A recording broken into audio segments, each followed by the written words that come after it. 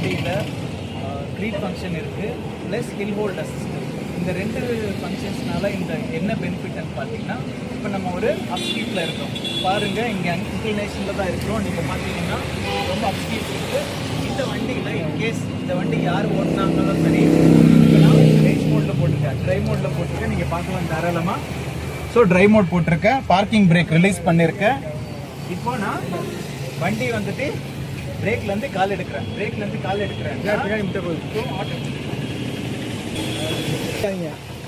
ஏறி அப்படி விட்டுருங்க.